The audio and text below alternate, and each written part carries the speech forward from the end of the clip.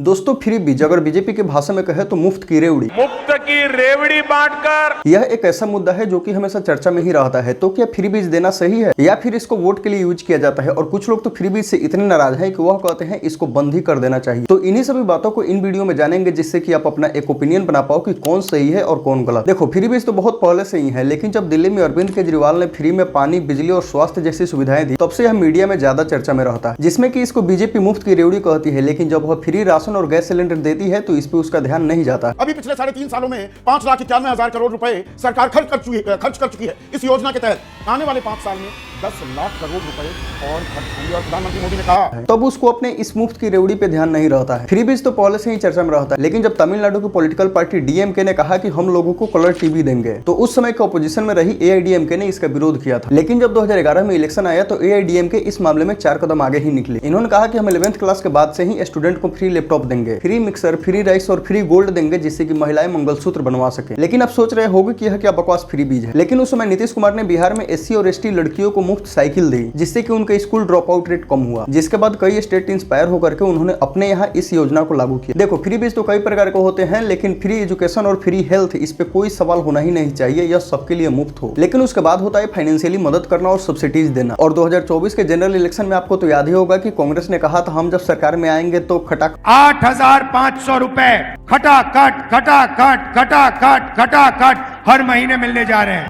और कई प्रकार से सब्सिडीज दी जाती हैं, जैसे कि बिहार में उद्यमी योजना के लिए 50% तक की सब्सिडीज देती है बिहार गवर्नमेंट। और ऐसा नहीं है कि फ्री बीज में सब कुछ सही है, इसको कैसे गलत वे में भी यूज किया जाता है इस पर भी हम इस वीडियो में आगे आएंगे। और यह भी देखेंगे कि फ्री बीज इतना महंगा पड़ा कि स्टेट के मिनिस्टर एंड सीएम ने अपनी सैलरी तक नहीं ली। देखो जैसे कि हमने बात किया था कि फ्री बीज पॉपुलर हुआ अरविंद केजरीवाल की सरकार ने, जब उन्होंने कहा कि हम मुफ्त में पानी, शिक्षा और बिजली देंगे। और उसके बाद बीजेपी ने एक जिम्मेदार अपोजिशन की भूमिका निभाते हुए इस पे सवाल उठाए। यह स्कीम इतनी सक्सेस हुई कि बीजेपी कई स्टेट में फ्री इलेक्ट्रिसिटी और फ्री सिलेंडर देने का वादा करने लगी। योगी आदित्यनाथ ने तो कहा था कि हम कॉलेज जाने वाली छात्राओं को मुफ्त में स्कूटी देंगे। हर कॉलेज जाने वाली मेधावी बेटी को फ्री में स्कूटी उपलब्ध करवाने का कार्य करेंगे। और अभी का हरियाणा और जम्मू कश्मीर के इलेक्शन में ही देख लो, इन दोनों में होड़ लगी हुई थी कि कौन सबसे ज्यादा फ्री बीज देगा। जरा कांग्रेस का मैनिफेस्टो ही देख लो, इनमें लिखा हुआ है कि हम 300 यूनिट तक बिजली फ्री देंगे, 2,000 रुपए महिलाओं को देंगे और 500 रुपए अलग से गैस के लिए। और बीजेपी का भी यही हाल है। देखो फ्री बीज गलत नहीं होते हैं, जिसको हम लोग फ्री बीज कह रहे हैं वह कितने लोगों की जरूरत है और यह कितने लोगों की जिंदगी को बदला है। जैसे हमने नीतीश कुमार का एग्जाम्पल देखा था कि उन्होंने फ्री में साइकिल दी, सैनिटरी नैपकिन दिए लड़कियों के लिए, और इसका लॉन्ग टर्म में अच्छा रिजल्ट देखने को मिला, जिससे कि लड़कियों का स्कूल ड्रॉप आउट रेट कम हुआ और राशन देने से गरीबों का मदद हुआ और बिजली पे सब्सिडी देने से किसानों की बहुत ज्यादा ही मदद हुई। देखो शिक्षा और स्वास्थ्य के बाद इन पे भी सवाल नहीं उठाना चाहिए हमारे ख्याल से। एक लिमिट तक फ्री में इलेक्ट्रिसिटी दिया जा सकता है और फ्री पानी देना, इस पे तो सबका हक है साफ पानी पीने पे। और अगर लोग साफ पानी नहीं पियेंगे जिससे कि सबसे ज्यादा बीमारी फैलेंगी और इसका खर्चा भी गवर्नमेंट पर ही आएगा। देखो फ्री बीज को हर स्टेट की जरूरत के हिसाब से एडजस्ट किया जा सकता है कि स्टेट में लोगों की सबसे ज्यादा जरूरत क्या है, या फ्री स्कूटी देना, मिक्सी देना, गोल्ड देना, टीवी देना, यह सब फालतू की चीजें हैं। देखो बीजेपी गवर्नमेंट ने भी बहुत सी चीजों को फ्री बीज के रूप में दिए हैं, जैसे कि टॉयलेट बनवाना, यह एक अच्छा कदम था। लेकिन कई जगहों पे ऐसी रिपोर्ट आई कि बनने के कुछ समय बाद से ही उसका कोई उपयोग नहीं रहा, जिसका कि अगर देखा जाए तो ग्राउंड जीरो पे काम अच्छे से नहीं हुआ। तो यह स्कीम तो सही थी, लेकिन इसको अच्छे से इंप्लीमेंट नहीं किया जा सका। और उज्ज्वला योजना जैसी स्कीम यह भी बहुत सही है, जिससे कि महिलाओं को काफी सुविधाएं मिली, उनको आसानी से गैस सिलेंडर मिला। लेकिन यहाँ पर एक दिक्कत आ गई, गैस का दाम बहुत ही महंगा था, कहीं कहीं पर 1,000 से ज्यादा तक गैस सिलेंडर मिला। तो गाँव के जिन लोगों की मंथली इनकम ही 5 से 7,000 रुपया है, वह 1,000 रुपए के गैस सिलेंडर कैसे अफोर्ड करेंगे। इस योजना पे गवर्नमेंट सब्सिडी देती है, लेकिन इससे कुछ खास फायदा नहीं हुआ। मल्लिकार्जुन खड़गे ने सरकार से जवाब मांगा था कि कितने लोगों ने गैस को दोबारा रिफिल नहीं करवाया है, जिस पर प्राकृतिक गैस राज्य मंत्री रामेश्वर तेली ने बताया था कि 4 करोड़ 13 लाख लाभार्थी ने कभी गैस को रिफिल ही नहीं करवाया और 7 करोड़ ऐसे हैं जिन्होंने केवल एक बार गैस को रिफिल करवाया था। तो फ्री में गैस सिलेंडर देना एक अच्छा कदम था, लेकिन महंगी ही इतनी थी कि लोग अफोर्ड ही नहीं कर पाए। लेकिन किसानों की खेती के लिए हर चीज इतनी महंगी हो गई है कि इन 6,000 रुपयों से किसानों का क्या होगा आप सोच सकते हैं। तो देखो कौन सी फ्री बीज सही है और कौन सी फ्री बीज गलत, इसका रिजल्ट लॉन्ग टर्म में देखने को मिलता है। उसके बाद यह पता चलता है कि गवर्नमेंट का कौन सा मूव सही था और कौन सा गलत। उसके बाद पता चलता है कि यह फ्री बीज कितनी कारगर हुई या फिर इसको कितना कारगर समझा जाए। जैसे कि असम के गवर्नमेंट का सिलाई मशीन देना, उन्होंने महिलाओं को सिलाई मशीन दिया था जिससे कि वो अपना काम तो कर ही पाई, लेकिन अगल बगल के लोगों का भी काम करके उन्होंने आमदनी का एक स्रोत बनाया। लेकिन कुछ ऐसे फ्री बीज होते हैं जिससे कि वोटर्स को लुभाने के लिए केवल वायदे किए जाते हैं, जैसे कि मुफ्त में स्कूटर देना, मिक्सर देना, टीवी देना। तो यह सब वोटर को लुभाने के चोचले हैं और कुछ भी नहीं। बहुत सारी योजनाओं को पार्टियां अपने वोटर को टारगेट करने के लिए बनाती हैं, जिससे कि सरकार पर कितना हूँ बर्डन बढ़े, लेकिन वह सत्ता में बने रहे। जैसे कि हिमाचल प्रदेश 2022 का इलेक्शन, कांग्रेस के द्वारा 2022 के स्टेट इलेक्शन में कई वायदे किए गए, जैसे कि 19 साल से 60 साल तक की महिलाओं को 1500 रुपया पर मंथ देना, और हिमाचल प्रदेश में कांग्रेस की सरकार बनी और 1500 रुपया पर मंथ देने में गवर्नमेंट का 800 करोड़ सालाना खर्च आया, और फ्री इलेक्ट्रिसिटी देने में सालाना खर्च 18,000 करोड़ का आया। ओल्ड पेंशन स्कीम के लिए लगभग 1000 करोड़। आरबीआई की रिपोर्ट के अनुसार हिमाचल प्रदेश पर 2022 में 69,000 करोड़ का कर्जा था, जो कि 2024 में बढ़कर के 86,000 करोड़ का हो गया है। और आरबीआई ने अनुमान लगाया है कि मार्च 2025 तक 95,000 करोड़ का हिमाचल प्रदेश पे कर्जा होगा। और अब देख सकते हो कि सबसे ज्यादा कर्जे वाले कौन कौन से स्टेट हैं। और ऐसा फ्री बीज में कांग्रेस का ही हाल नहीं है, सभी पार्टियां लगभग एक जैसी हैं। जैसे कि बीजेपी ने मध्य प्रदेश और महाराष्ट्र, यहाँ पर भी महिलाओं को पर मंथ रुपया देने का स्कीम चलता है, और इनका भी फाइनेंशियल हालत कुछ ठीक नहीं है। यह केवल वोट लेने के चक्कर में जो फ्री बीज दिए जाते हैं, जिससे कि बर्डन स्टेट पर ही बढ़ता है। जरा सोचो कि आपके राज्य की कौन सी सरकार ने पेट्रोल और डीजल पे टैक्स कम किए, जिससे कि आपको सस्ता पेट्रोल और डीजल मिले। याद करो और कमेंट में बताओ। मैं श्योर हूं कि ज्यादातर लोगों को याद नहीं आया होगा, लेकिन अब बताओ कि कौन सी पार्टी के सरकार ने लोगों के खाते में रुपए भेजे, किसानों के कर्ज माफ किए, किसने स्कूटी और मिक्सर देने की बात कही। ये सारी बातें अपनी स्टेट की तो ठीक ही है, लेकिन यह दूसरे स्टेट के भी पॉलिटिकल पार्टी ने अगर ऐसा वादा किया होगा तो आपको याद होगा। बस यही कारण है कि कोई भी सरकारें लॉन्ग प्रोसेस में नहीं जाती, उनको क्विक रिजल्ट चाहिए, जिससे कि उनको अगला इलेक्शन जीतने में फायदा हो। तो अब आपको ख्याल आया होगा कि सुप्रीम कोर्ट इस पे कोई कानून क्यों नहीं बनाती है। जब डीएमके की गवर्नमेंट ने यह फ्री बीज देने का अनाउंस किया, तब तमिलनाडु गवर्नमेंट के खिलाफ कंप्लेंट की गई थी, यह फ्री बीज के रूप में जनता को रिश्वत दी जा रही है। तब सुप्रीम कोर्ट ने कहा था कि फ्री बीज को एज ए रिश्वत कंसीडर नहीं किया जा सकता है। तो कोर्ट ने कहा कि इस मुद्दे पे आप लोग ऑल पार्टी मीटिंग कर सकते हैं। देखो, फ्री बीज की जरूरत है, जिससे कि गरीबी खत्म होगी, समाज में इक्वालिटी आएगी और इकोनॉमिकल ग्रोथ भी होगा। वैसे आपको ध्यान में होगा कि पॉलिटिकल पार्टियों ने ऐसे ऐसे वायदे किए हैं जो कि रिश्वत ही लगता है। अगर ऐसी वायदे को पूरा करने के बाद उनकी सरकार आई, तो उसको पूरा करने में ही स्टेट की हालत खराब हो जाती है, और इसमें पारदर्शिता लानी होगी। मेरे नजर में फ्री बीज में वही चीजें देनी चाहिए जिससे कि सबका फायदा हो और गवर्नमेंट के खजाने पर भी बोझ ज्यादा न बढ़े। फ्री बीज को एज ए वोट बैंक नहीं, एज ए इनिशिएटिव देखो, जिससे कि लार्ज स्केल पे बदलाव आए। यह 2,500 रुपया देने से कुछ नहीं होगा। स्टूडेंट्स के लिए ऐसी स्कीम लाई जिससे कि उनका स्किल बढ़े। और फिर यहाँ पे एक एग्जांपल है कि स्किल इंडिया का क्या हाल है, जिससे कि अनएम्प्लॉयमेंट कम हो, क्योंकि हर साल 2 करोड़ जॉब देना तो संभव नहीं है, यह तो सरकार ने बता ही दिया। और मैं खुद इन बातों का समर्थक नहीं हूँ कि सरकारें फ्री में तीर्थ यात्राएं करवा रही है, फ्री में ये सामान देगी, फ्री में वो सामान देगी। नहीं, मैं इसका समर्थक नहीं हूँ। गवर्नमेंट इन सब चीजों का सहारा वोटर्स को लुभाने के लिए करती है और कुछ भी नहीं। और यह फ्री बीज को जब वोटों को खरीदने का धंधा बनाने से अगर कोई रोक सकता है, तो वह है या खुद राजनीतिक पार्टियां। वैसे यह फ्री बीज पे आपका क्या सोचना है, आप अपना ओपिनियन कमेंट में जरूर बताइए, ये हमको राय जानना है आपका। और अगर आपको यह वीडियो पसंद आया हो तो हमारे चैनल को सब्सक्राइब कीजिए और इस वीडियो को शेयर जरूर कीजिए। बहुत बहुत धन्यवाद। मिलते हैं किसी और वीडियो में।